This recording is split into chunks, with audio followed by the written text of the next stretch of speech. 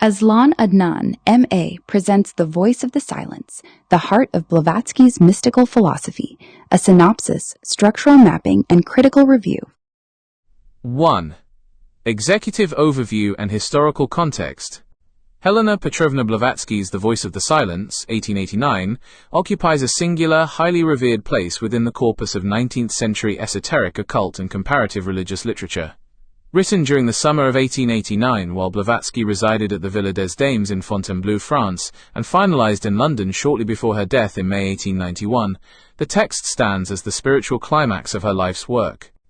While her foundational texts, Isis Unveiled, 1877, and the two-volume The Secret Doctrine, 1888, are massive encyclopedic treatises concerned with comparative mythology, polemical critiques of 19th-century materialist science, dogmatic theology, and sweeping cosmological schemes, The Voice of the Silence abandons polemics entirely.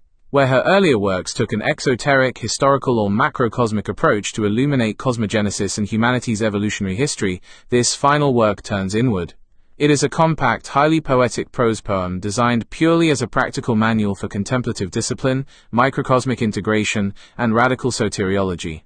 The work serves as a stark antidote to the rising consumer-oriented occultism of the late Victorian era.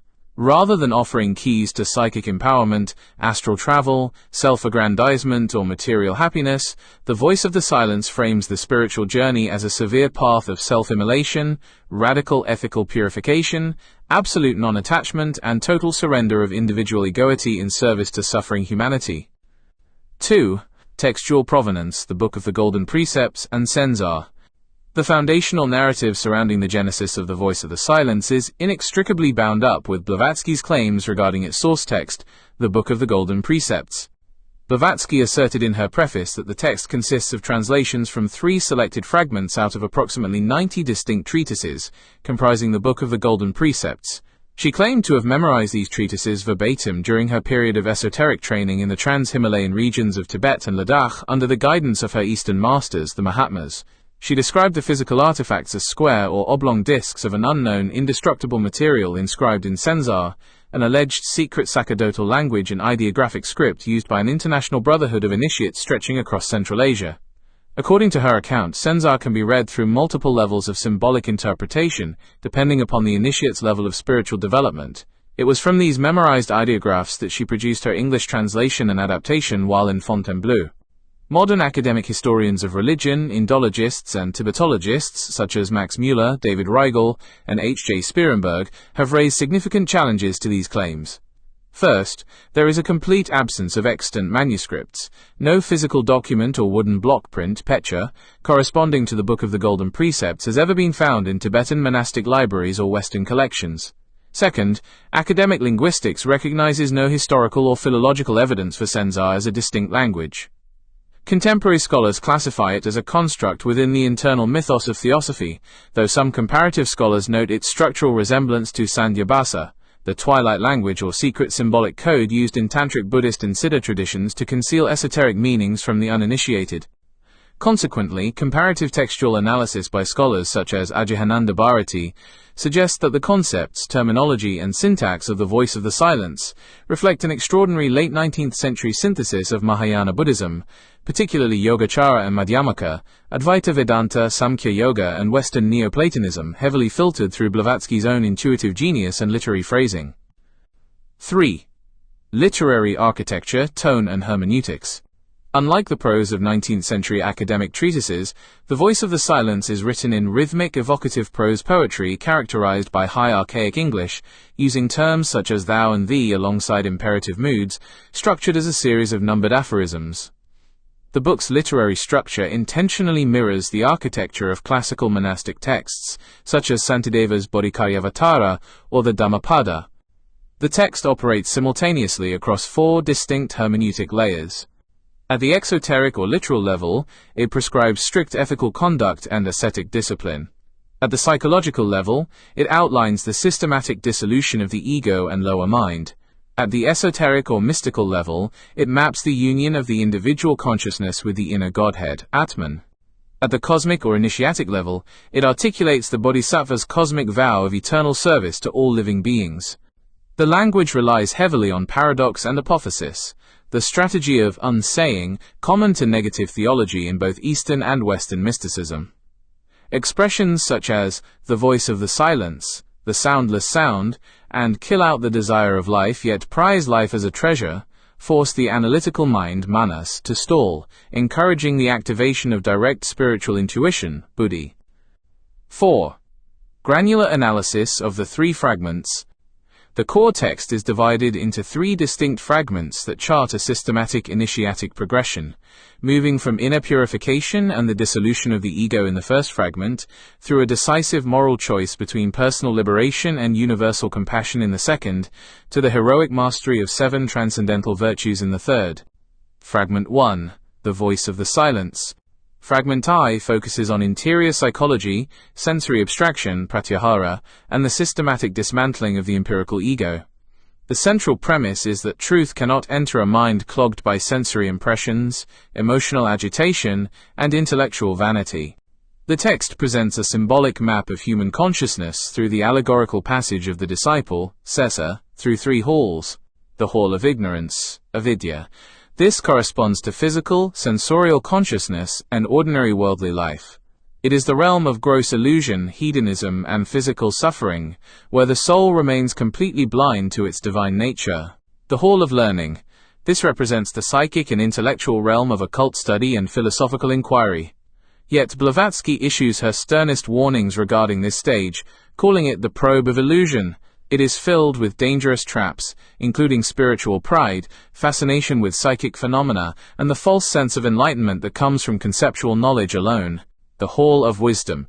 This is the realm of direct, intuitive spiritual realization, jnana. Here knowledge is no longer theoretical but an immediate experience, and individual consciousness merges directly with the Absolute. To cross these halls, the aspirant must cultivate internal silence to hear the nada, or the soundless sound. The text outlines 7 progressive acoustic stages of mystical inner audition during deep meditation, moving from the soft song of the nightingale to the rhythmic clashing of silver cymbals, the resonant hum of an ocean shell, the melodic notes of the veena lute, the breathy strain of a bamboo flute, the blare of a trumpet blast, and finally to the grand roar of a thunderclap. Once this final stage is reached, the lower mind is transcended, allowing the higher self, buddhimanas, the true voice of the silence, to speak with authoritative clarity. Fragment 2, The Two Paths. Fragment 2 introduces the fundamental ethical and soteriological fork in the road facing the advanced initiate, establishing a contrast between 2 distinct approaches to the spiritual life. The text contrasts the I doctrine with the heart doctrine. The I doctrine represents exoteric, intellectual knowledge, formal ritual observance, and outer purity. While useful in the initial stages, relying solely on it leads to subtle spiritual egoism. The heart doctrine, by contrast, represents esoteric wisdom animated by boundless compassion, karuna, prioritizing the collective spiritual evolution of humanity over individual progress. This distinction culminates in the moral choice between 2 spiritual archetypes. The Pratyeka Buddha, also known as the solitary Buddha, this represents the open path of personal liberation. The Pratyeka Buddha achieves supreme enlightenment but immediately enters nirvana to enjoy personal bliss, turning their back on a suffering world.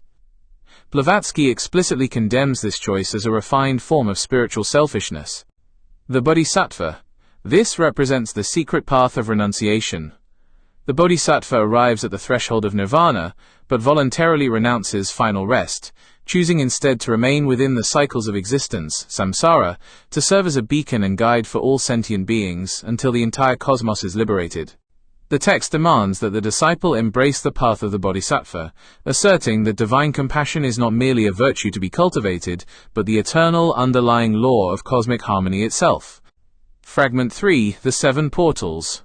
Fragment 3 provides a systematic map of the final stages of spiritual ascent, structured around 7 portals that correspond directly to the paramitas, or transcendental perfections, of Mahayana Buddhism. Each portal represents a specific virtue that must be perfectly mastered to unlock the gate to the next level of consciousness. 1. Dana, the portal of selfless charity and unbounded love, requiring the complete eradication of personal possessiveness. 2. Sila, the portal of ethical harmony and balanced conduct, neutralizing bad karma through perfect equilibrium in word and deed. 3. Ksanti, the portal of sublime patience and forgiveness, granting the soul complete immunity to injury, insult, or trial. 4. Viraga, the portal of absolute passionlessness and detachment, breaking the illusion of attraction toward worldly pleasure or pain. 5. Virya, the portal of undaunted heroic energy, providing the drive necessary to storm the gates of ultimate truth. 6. Dhyana, the portal of profound meditative absorption wherein the tranquil mind becomes a flawless mirror reflecting the higher self. 7. Prajna, the final portal of transcendent wisdom, culminating in direct insight into absolute reality and union with the universal mind. The passage through these portals is described in harrowing, apocalyptic terms. The disciple encounters personified terrors, karmic blockages, and profound existential trials. Passing through the final portal transforms the initiate into a nirmanakaya, a spiritual force of pure, selfless compassion operating invisibly within the world to aid human evolution. 5. Central philosophical themes. 4 dominant themes run continuously throughout the text, forming the bedrock of Blavatsky's mystical ethics. First is a commitment to radical anti-egoism. The text maintains that the personality, the lower self composed of temporary desires, fears, memories, and personal ambitions, is entirely illusory. Genuine spiritual progress cannot occur through self-improvement or personal empowerment, but only through the systematic dissolution of the personal ego. Second is the primacy of active compassion, karuna.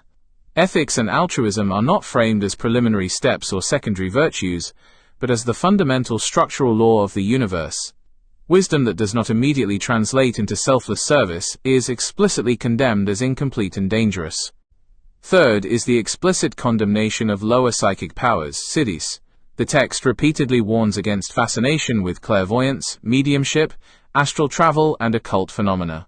These abilities, even when real, belong to the deceptive hall of learning, and serve primarily to inflate the ego and distract the seeker from true spiritual awakening. Fourth is the principle of universal inner authority. While traditional structures rely on external dogma or allegiance to outer teachers, the voice of the silence insists that absolute spiritual authority resides within the awakened divine spark, the higher self or Atman hidden beneath the noise of the ordinary mind. 6. Synthesis of traditions, Mahayana, Vedanta, and esotericism. The voice of the silence stands as one of the earliest modern attempts to synthesize Eastern and Western spiritual philosophies into a single, cohesive framework. It draws its ethical and soteriological core from Mahayana Buddhism, borrowing the bodhisattva ideal, the systematic practice of the paramitas, and the imperative of universal compassion. Simultaneously, it relies heavily on Advaita Vedanta for its metaphysical terminology, utilizing concepts such as Atman, the divine self, and Maya, cosmic illusion. Surrounding both is a subtle layer of Western esotericism, which frames the spiritual journey through the lens of initiatic passages and the awakening of an inner divine spark akin to the mystical Christos. This synthesis creates a fascinating philosophical tension regarding the nature of the self. Classical Buddhism maintains the doctrine of anatta, or anatman, which denies the existence of a permanent, unchanging soul. Advaita Vedanta, conversely, asserts that the ultimate reality is Atman, an eternal divine self identical with the absolute reality of Brahman. Blavatsky resolves this contradiction by reinterpreting both through her universalist framework. She applies the Buddhist concept of anatta strictly to the personal, empirical ego, the lower self, agreeing that it is temporary and devoid of inherent existence. At the same time, she equates the Vedantic Atman with the universal, non-individualized Buddha nature, Tathagatagarbha, present in all beings. In doing so, she argues that the core of both traditions points to the same underlying truth. The individual must lose their finite identity to realize their unity with the infinite whole. 7. Receptive history, legacy, and scholarly reception.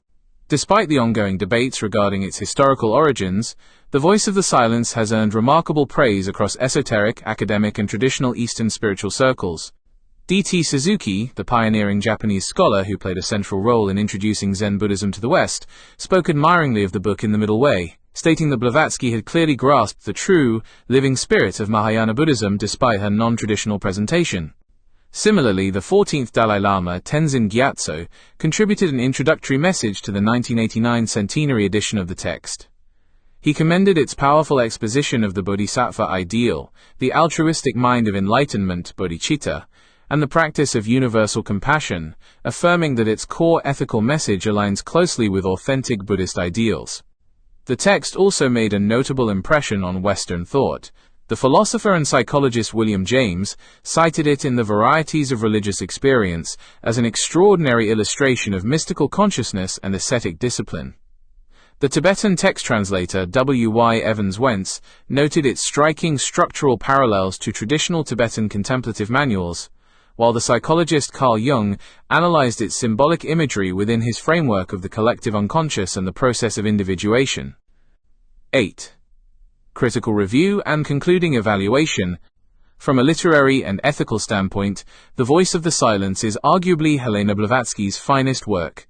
Its restrained, poetic imagery, serious tone, and unwavering focus on moral purity elevated above the sprawling, often polemical style of her earlier writings. Philosophically, it offers a deeply challenging vision that reclaims spirituality from self-serving, power-seeking occultism, firmly anchoring it in humility, self-transcendence, and global responsibility. Its warnings against the traps of spiritual pride and intellectual vanity remain as sharp and relevant today as they were in the late 19th century.